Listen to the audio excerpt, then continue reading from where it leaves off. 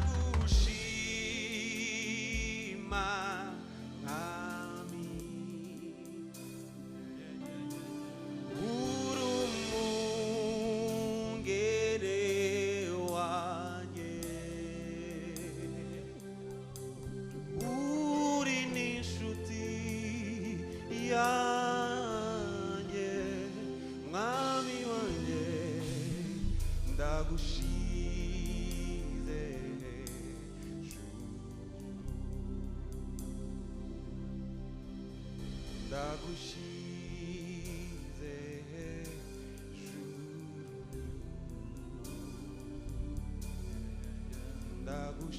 ndagushize hejuru ibuka iby'Imana yakoze yose ubishyire hejuru ndagushize uyu ni umwanya mwiza wo kuvugana n'umwami wawe ndagushize hejuru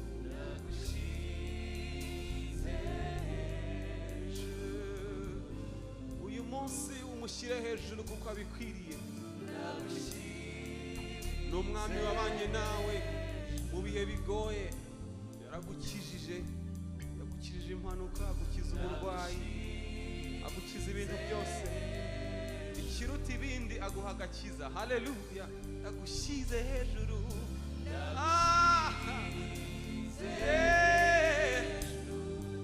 turagushize hejuru mwami w'abami haleluya haleluya tugushize hejuru tugushize hejuru tugushize hejuru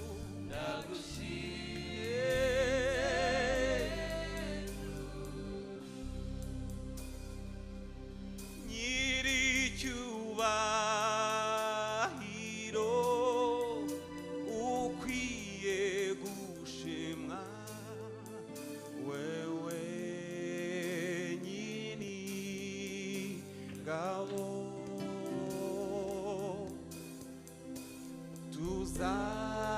tuzamuya majwi tugushima wewe nyiri nyiricyubahiro